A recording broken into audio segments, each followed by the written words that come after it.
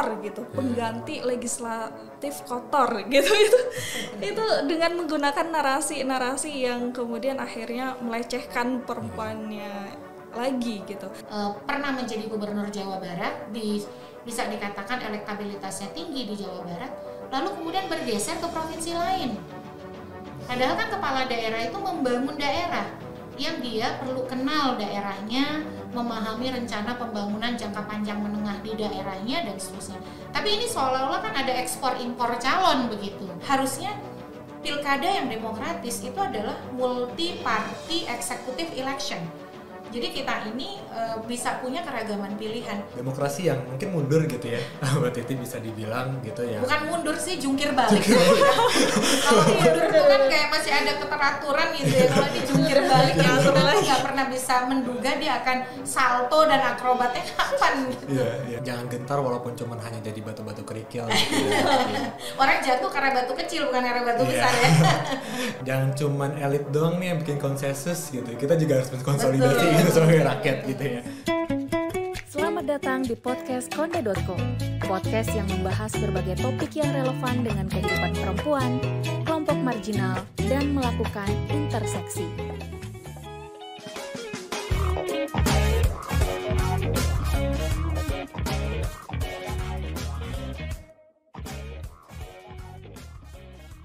Halo, selamat datang di podcast Konde.co bersama saya Lutfi Adhari.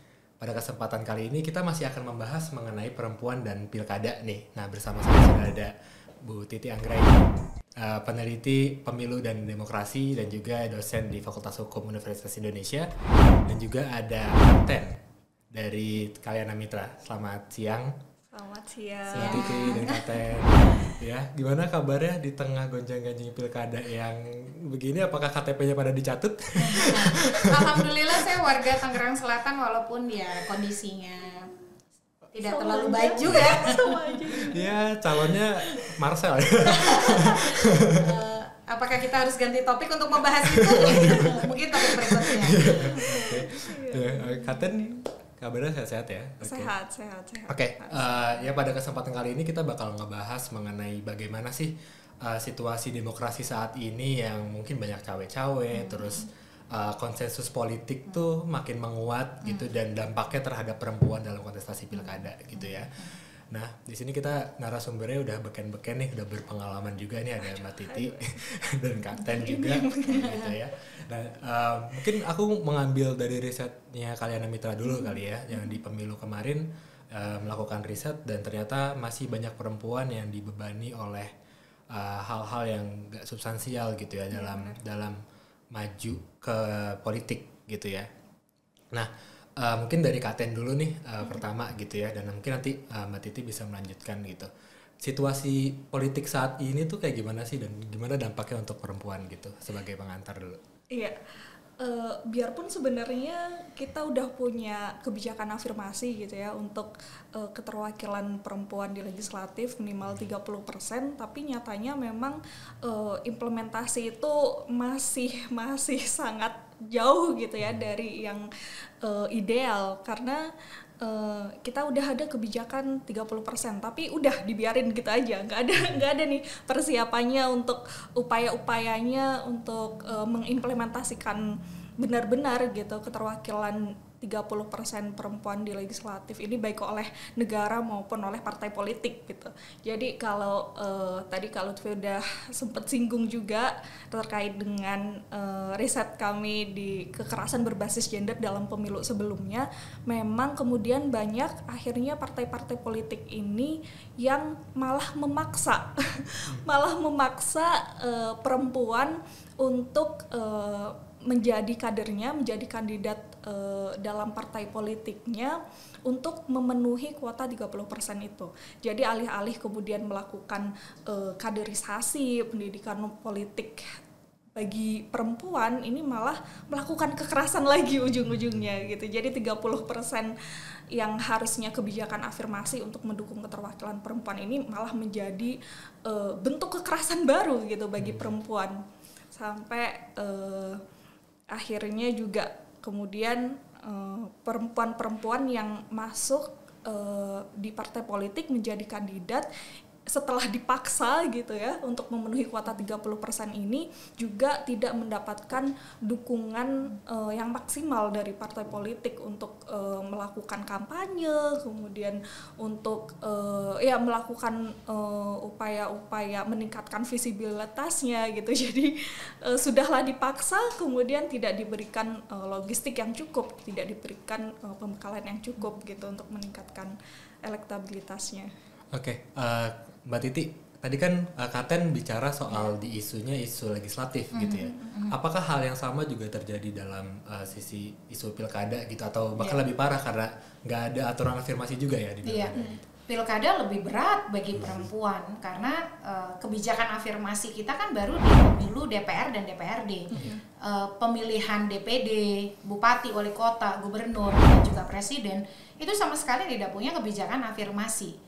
Sehingga ketika seorang perempuan mendapatkan tiket pencalonan di pilkada, di pilpres ataupun pemilu DPD, itu sepenuhnya karena bisa dikatakan kapasitas personal.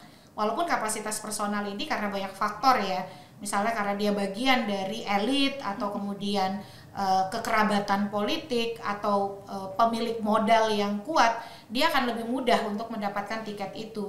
Tapi kalau dia sekedar, mohon maaf, kader yang komitmen loyalitasnya kepada partai walaupun sangat besar, tapi kalau tadi ya logistiknya tidak tersedia, ya sulit bagi perempuan untuk mendapatkan tiket pencalonan. Makanya di pilkada itu rata-rata perempuan yang bisa mendapatkan tiket itu memang dia individu yang sangat kokoh dan bisa dikatakan kuat, apakah dari sisi jejaring politik, dari sisi politik kekerabatan ataupun modal.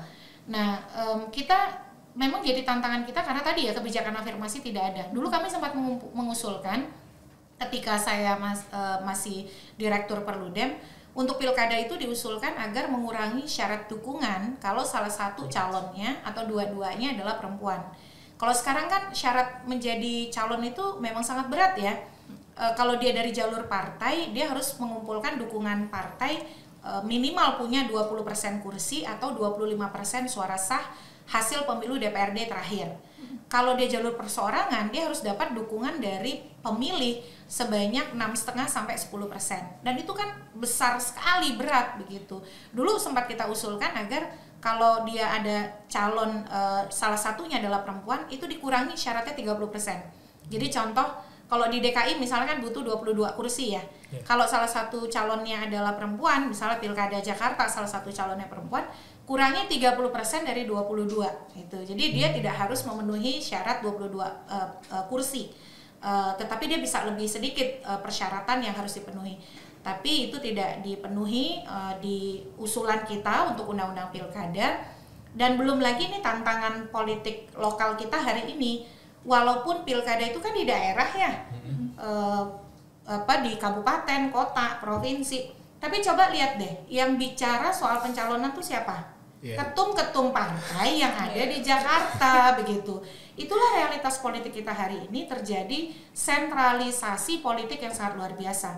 Bahkan untuk pencalonan itu Mas Lutfi ya, kalau nih maju misalnya saya di kota Tangsel, karena saya warga Tangsel, saya tuh harus dapat 3 rekomendasi nih Kak Ten ya. 1, saya harus dapat rekomendasi dari pengurus partai di kota Tangsel. Saya juga harus dapat rekomendasi dari pengurus partai di provinsi. Dan wajib dapat rekomendasi dari DPP, pengurus partai di tingkat pusat. Jadi 3 pintu yang saya harus ketok. Dan yang kemudian menjadi kenapa fenomena konsolidasi tersentralisasi itu membuat ruang pencalonan menjadi makin sempit atau barrier to entry-nya betul-betul sempit, karena DPP itu bisa mengambil alih pencalonan. Jadi kalau dia tidak setuju dengan calon dari daerah, lalu orang daerah yang ngotot, maka pencalonan itu bisa diambil alih oleh DPP. Jadi DPP yang mendaftarkan calon yang didukung oleh partai di tingkat pusat. Nah itu yang kemudian akhirnya bukan hanya kita, tadi kalau bicara kebijakan afirmasi kan baru di tingkat legislatif, di mana seolah-olah dianggap sebagai beban ya. Ketika ada pun akhirnya dipenuhi dengan mendiskriminasi perempuan lagi. Harusnya kan ada kaderisasi yang berkelanjutan, pendampingan, penguatan kapasitas, bukan kemudian afirmasi malah menjadi sarana untuk kekerasan terhadap perempuan baru.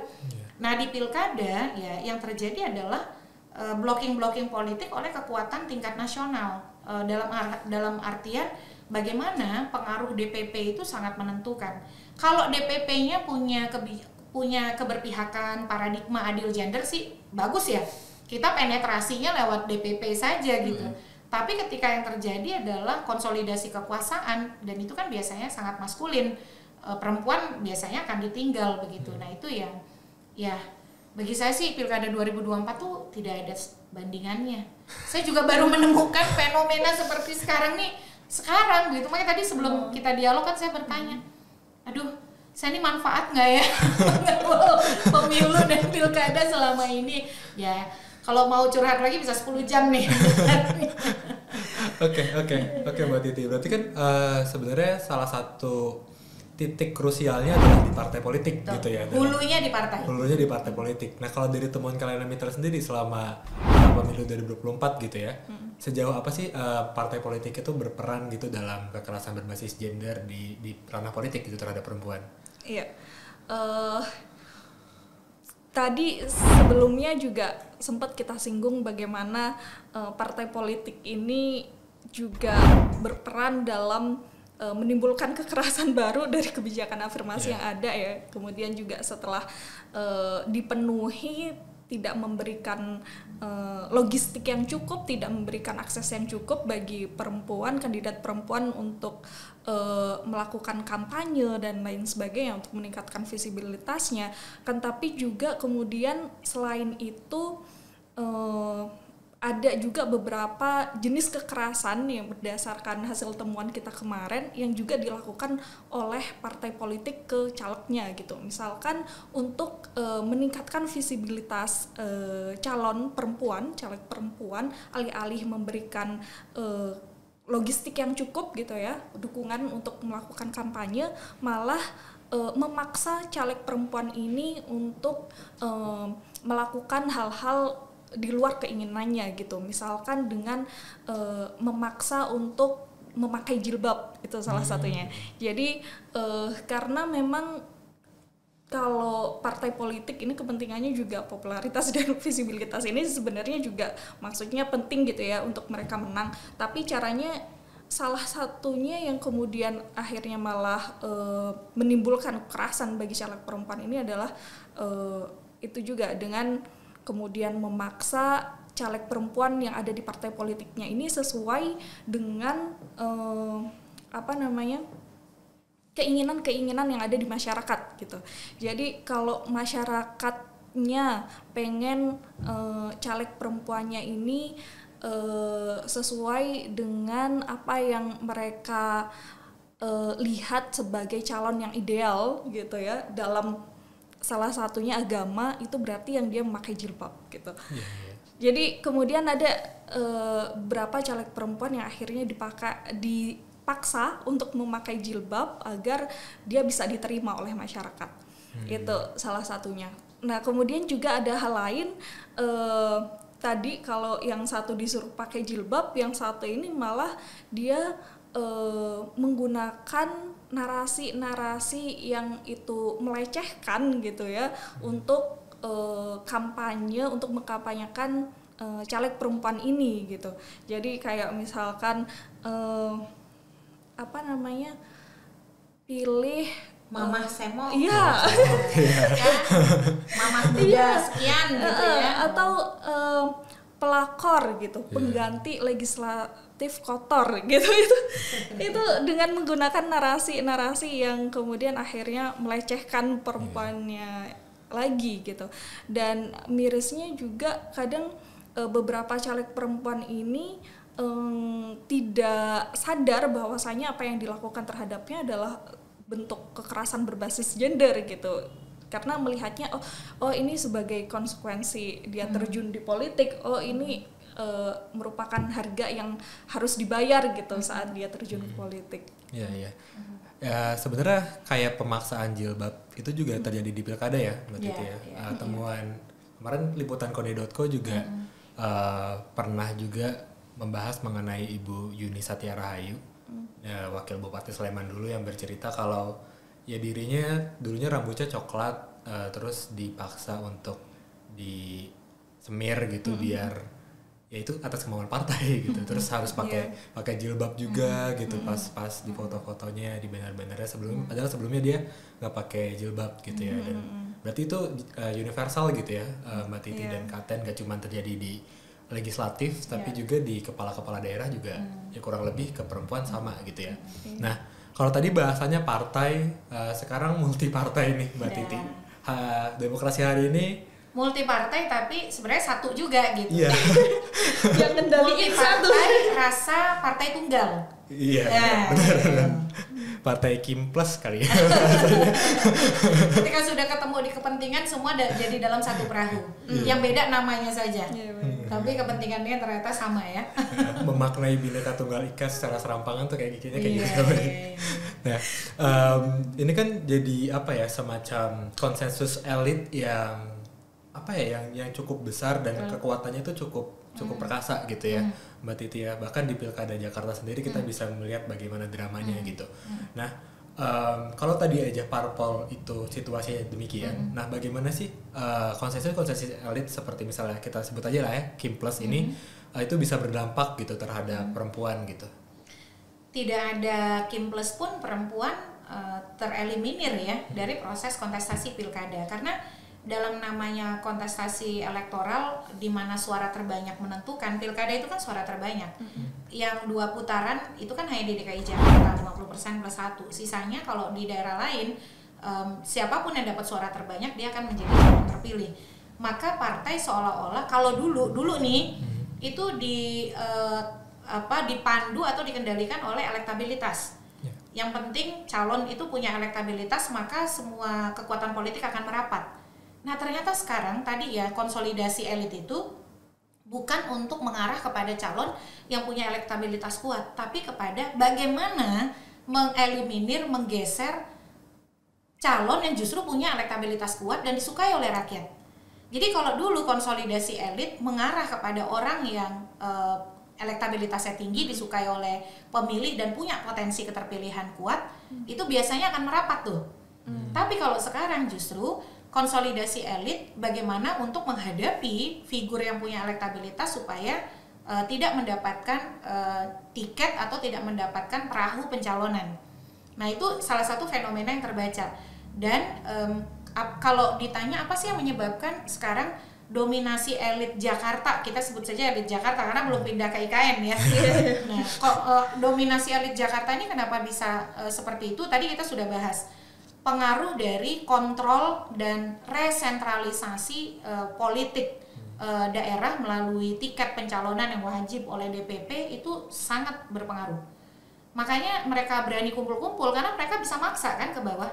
Yang di bawah tidak setuju nggak bisa berbuat apa-apa karena tiket itu tidak ada yang di daerah pun, yang di nasional DPP bisa mencalonkan langsung.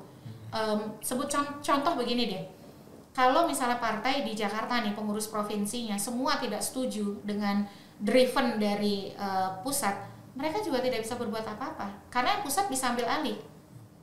Nah ini yang mengakibatkan broken linkage, keterputusan antara aspirasi politik lokal dengan konsolidasi elit nasional. Karena elit nasional tuh punya logikanya sendiri. Bagi saya sih tidak make sense ya, orang yang sangat populer di Jawa Barat, pernah menjadi gubernur Jawa Barat, bisa dikatakan elektabilitasnya tinggi di Jawa Barat, lalu kemudian bergeser ke provinsi lain. Padahal kan kepala daerah itu membangun daerah yang dia perlu kenal daerahnya, memahami rencana pembangunan jangka panjang menengah di daerahnya dan seterusnya. Tapi ini seolah-olah kan ada ekspor impor calon begitu. Dan kalau kita bicara kaderisasi itu tidak lepas dari konteks politiknya. Makanya ada kaderisasi di daerah dalam rangka untuk pengisian jabatan-jabatan strategis di daerah kan. Nah, lalu dampak berikutnya terhadap perempuan apa? Jadi perempuan tuh makin sempit ruangnya. Kalau dia perempuan yang bagian dari elit, bagian dari politik kekerabatan, punya modal kapital kuat, bisa mengakses pembuat kebijakan atau para orang-orang strategis pimpinan partai, mungkin dia tidak menghadapi masalah. Tapi seberapa banyak sih perempuan yang seperti itu? Nah, itu ya jadi pertanyaan. Nah, perempuan akhirnya makin sulit, terutama ketika dia adalah bagian dari kekuatan politik lokal daerah. Ketika dia apalagi kemudian ketika konsolidasi elit ini kan ingin menyeragamkan dukungan. Harusnya pilkada yang demokratis itu adalah multi party executive election. Jadi kita ini bisa punya keragaman pilihan. Kan aneh ya, mohon maaf nih Jakarta ini partainya di DPRD saja tuh sangat banyak. Lebih dari 10 partai punya kursi di DPRD Jakarta. Tiba-tiba partai yang sangat banyak tadi, lalu Jakarta ini terkenal indeks demokrasinya bagus, pemilihnya juga kritis, calonnya satu yang dari partai. Itu saja menandakan dari sisi institusi politik, kelembagaan partai politik ada problem besar dari sisi kaderisasi dan rekrutmen politik kita. Nah, kenapa perempuan yang paling terdampak? Karena perempuanlah yang paling sulit mengakses elit partai. Perempuan yang paling sulit mengakses modal. Nah, ketika semuanya tersentralisasi, konsolidasi elit, dan pemaksaan atau replikasi koalisi di nasional untuk di daerah, ini kan membungkam keragaman politik dan saluran politik daerah begitu. Jadi korbannya bukan hanya perempuan, tapi juga kader laki-laki, tapi perempuan dia menjadi korban berkali-kali. Ini menarik tadi bahasan Mbak Titi. Mungkin kalau perempuan itu punya modal, punya punya basic dari politik persahabatan dan juga punya akses ke elit politik yang kuat, itu mungkin sedikit hambatan gitu ya. Tapi kita bisa melihat, karena Mbak Titi orang Tangsel, kita bisa melihat kasusnya Airin nih, Mbak Titi. Airin ini kan sebenarnya udah ada balihonya di mana-mana gitu ya. Tapi harusnya kan di pertengahan Agustus lalu kabarnya akan dilantik, maksudnya dideklarasikan, tapi nggak jadi gitu kan. Karena ada kisruh di Golkar sendiri gitu ya. Nah, ini kan sebenarnya juga dampak dari konsensus elit itu sendiri gitu ya. Nah, sebagai warga Tangsel juga gitu, bagaimana Mbak Titi melihat fenomena seperti ini sih, bahwa Airin yang juga punya modal politik kuat gitu sebagai perempuan juga, itu elektabilitasnya juga tinggi banget kan si Airin di Banten, tapi ya akhirnya harus mencoba untuk mencari strategi dan berkompromi lagi gitu. Situasi yang dihadapi Airin itu berdampak pada laki-laki dan perempuan. Tapi kemudian kalau perempuan, sebenarnya kan dorongan kita melahirkan kepemimpinan perempuan itu punya pesan moral, selain bagian dari dorongan untuk menunjukkan eksistensi politik perempuan yang setara, tapi juga punya pesan moral kepada publik soal kepemimpinan perempuan yang setara antara laki-laki dan perempuan. Makanya ketika dia terjadi kepada perempuan, sebenarnya bukan hanya serangan politik terhadap pribadi atau personal si perempuan politik tadi, tapi terhadap kita semua sebenarnya, terhadap kita para pegiat keterwakilan perempuan, pegiat demokrasi. Karena dia mengandung multidimensi multi aspek pencalonan seorang perempuan. Nah, makanya kemudian peristiwa yang terjadi sama Airin itu kan tidak lepas dari tadi konsolidasi elit yang menghegemoni. Jadi kalau mereka konsolidasi mengusung calon yang betul-betul layak, kuat bagi daerah, tapi tetap tidak membungkam peluang pilihan politik pihak lain sih nggak ada masalah ya. Yang penting itu adalah konsolidasinya itu alamiah, bukan kawin paksa. Nah, yang terjadi sekarang tuh kan kawin paksa. Jadi dipaksa dengan konsensus atau tawar-menawar atau transaksi politik tingkat elit begitu. Jadi yang terjadi ini bagi saya sih ironis ya, karena bagaimanapun rakyat dipertontonkan. Baru selesai kita pulang dari bilik suara, ini kita baru nyoblos tuh Februari loh. Dan ini masih di tahun yang sama, dan kita harus menonton begitu ya, bagaimana para orang-orang yang kita pilih itu tidak mencerminkan aspirasi konstituennya. Jadi kita bicara problem demokrasi kita yang lebih besar sebenarnya, yaitu tadi broken linkage, keterputusan antara aspirasi dan suara konstituen dengan keputusan yang diambil oleh elit. Ini baru pilkada loh. Nanti gimana kalau soal pengambilan keputusan di pemerintahan, undang-undang. Ini undang-undang PPRT kita sudah 20 tahun. Jangan-jangan kita nih semakin going nowhere karena tadi elitnya itu unstoppable. Dan kita seolah-olah berteriak di tengah kebisingan yang mungkin tidak terdengar sama sekali oleh mereka. Jadi bagi saya ini alarm, warning yang sangat keras bagi kita. Soal ini bukan hanya ancaman untuk demokrasi lokal, tapi ini juga ancaman bagi demokrasi kita secara menyeluruh gitu. Oke.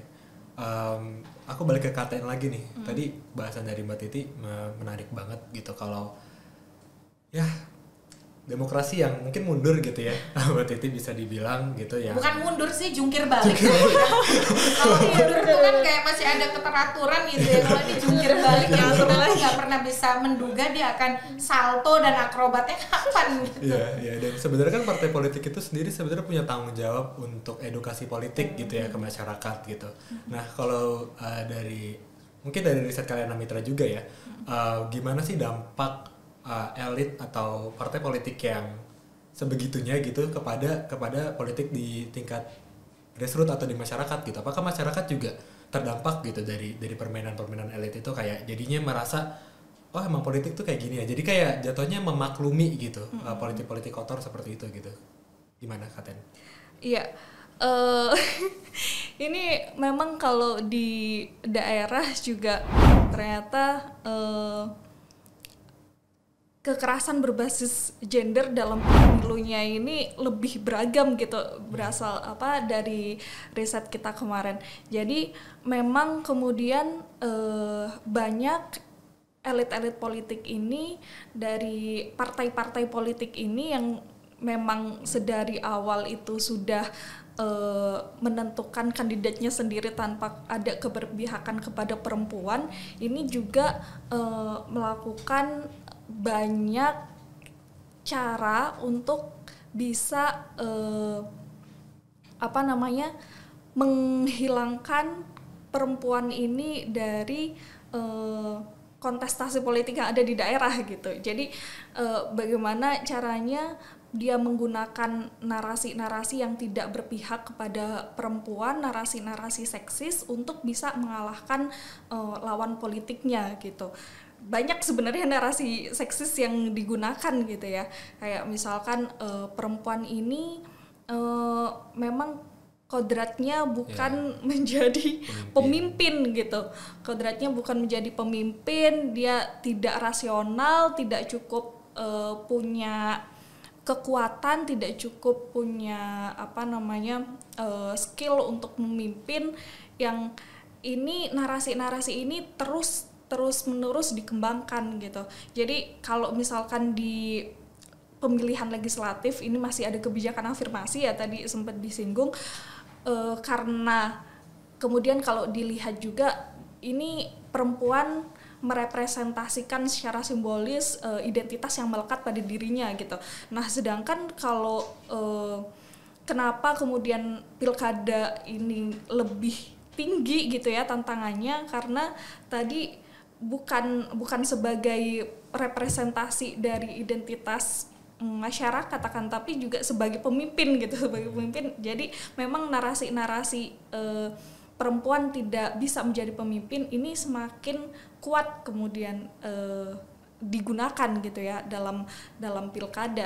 Ini mungkin beberapa waktu lalu terjadi di Aceh ya. Ada beberapa organisasi masyarakat atau ormas yang menyerukan bahwa jangan pilih pemimpin perempuan di pilkada gitu, karena dalam Islam perempuan itu tidak boleh memimpin. Dan akhirnya sempat ramai juga sampai ada beberapa rilis dari beberapa organisasi masyarakat sipil yang juga menentang. Nah, tapi saya kira stigma atau narasi seperti itu sebenarnya adalah bagian dari provokasi politik atau kemudian bagian dari politisasi. Jadi saya yakin tuh pasti ada aktor politiknya tuh di balik itu, dan itu berkelindan dengan kepentingan politik calon lain.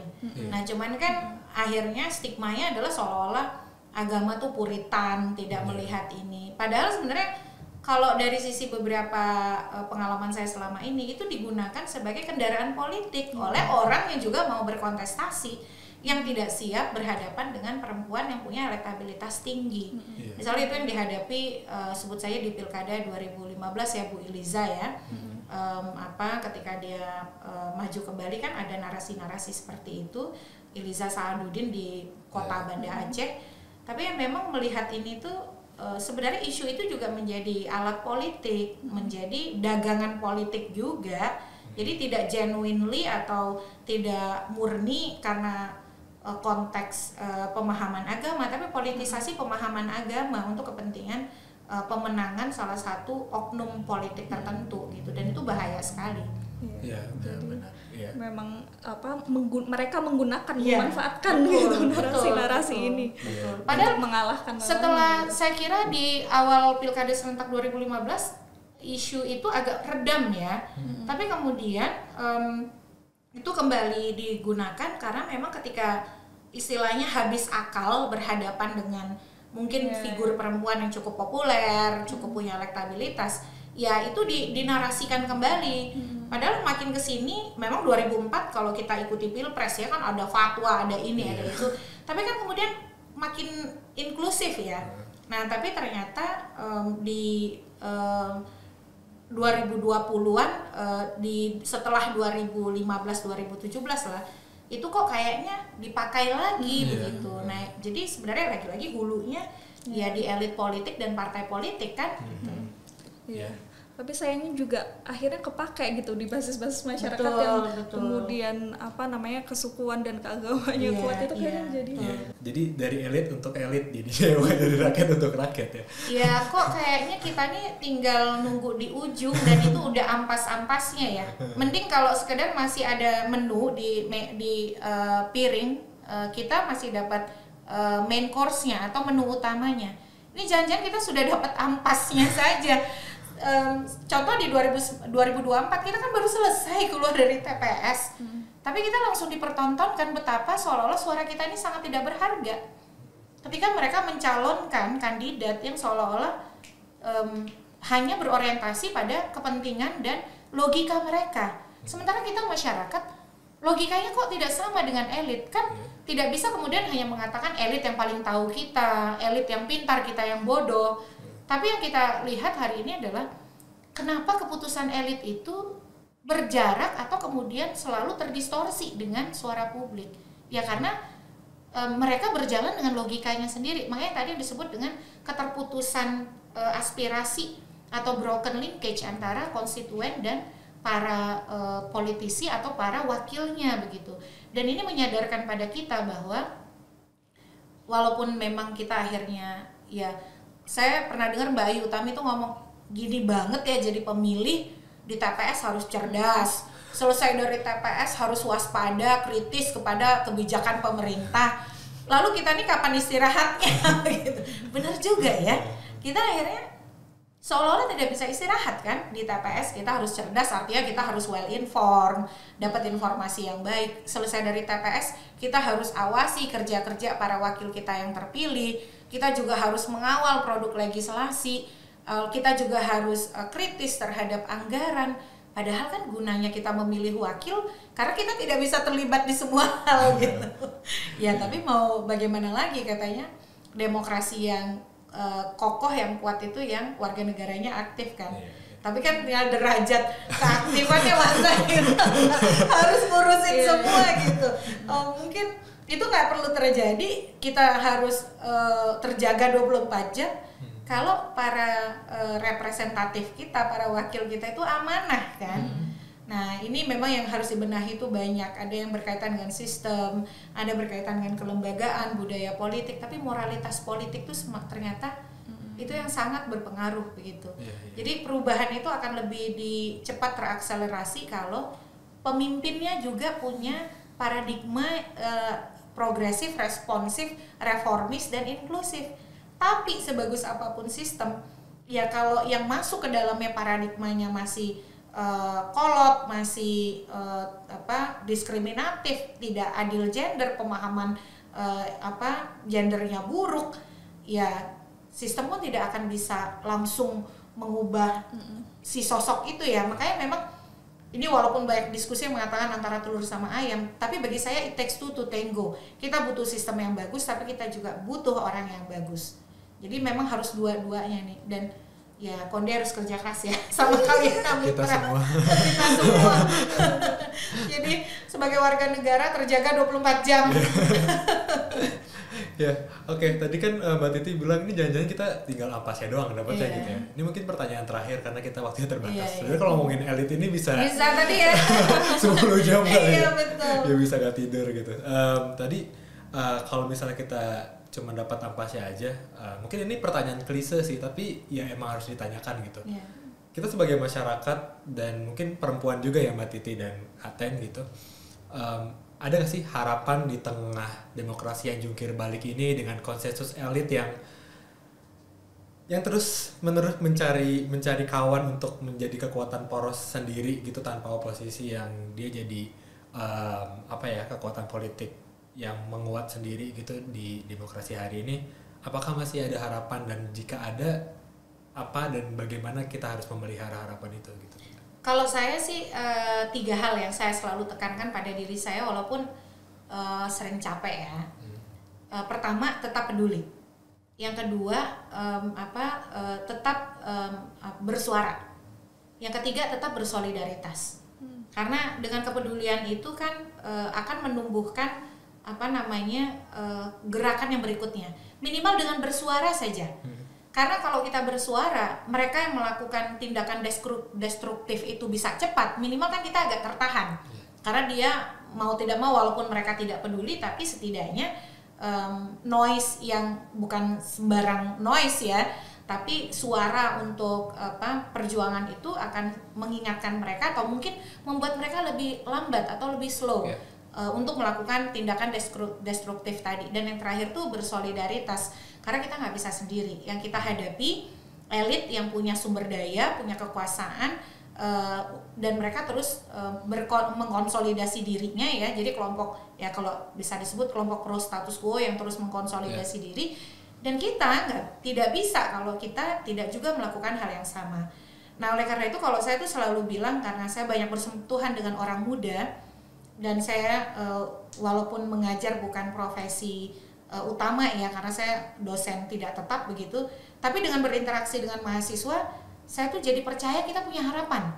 Sebenarnya orang muda kita banyak sekali yang progresif, banyak sekali yang peduli, tapi mereka nih seperti kita harus kemana ya?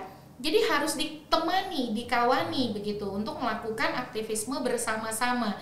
Dan kita kan aktivisme itu bisa aktivisme sosial, aktivisme digital. Aktivisme sosial tuh mulai dari peer group deh, dengan merangkul teman-teman mahasiswa.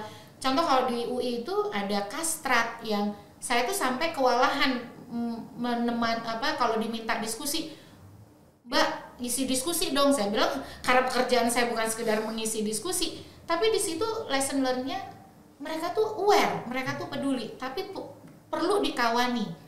Nah, jadi aktivisme sosial, digital, apalagi anak muda kita pintar sekali ya memanfaatkan teknologi digital dan media sosial. Dan yang terakhir, aktivisme hukum itu harus terus dilakukan. Jadi sekecil apapun ruang hukum yang tersedia, karena latar belakang saya hukum, sebagai warga negara saya akan pergunakan itu. Misalnya kalau ada undang-undang yang diskriminatif atau tidak adil, dengan daya upaya yang saya punya, walaupun tidak mungkin saya semua bisa melawan, saya akan JR ke Mahkamah Konstitusi. Kalau ada keputusan pejabat pemerintah yang sewenang-wenang, saya akan lakukan upaya hukum ke pengadilan. Jadi itu yang saya tanamkan pada diri saya, ya karena bagaimanapun yang bisa menjaga Indonesia ya kita ini, kita semua begitu. Ya, jangan gentar walaupun cuman hanya jadi batu-batu kerikil. Gitu ya. Orang jatuh karena batu kecil, bukan karena batu besar ya. Dan juga jangan cuman elit doang nih yang bikin konsensus gitu. Kita juga harus konsolidasi gitu sebagai rakyat gitu ya. Oke, makasih banyak penonton yang udah menonton kita pada kesempatan hari ini. Terima kasih banyak Mbak Titi dan Kak Ten. Sampai jumpa di kesempatan berikutnya. Terima kasih sudah mendengarkan, dan mari bergabung dalam perjalanan kami untuk menyediakan platform bersuara bagi mereka. Konde.co adalah media yang memperjuangkan perempuan, kelompok marginal, dan intersection.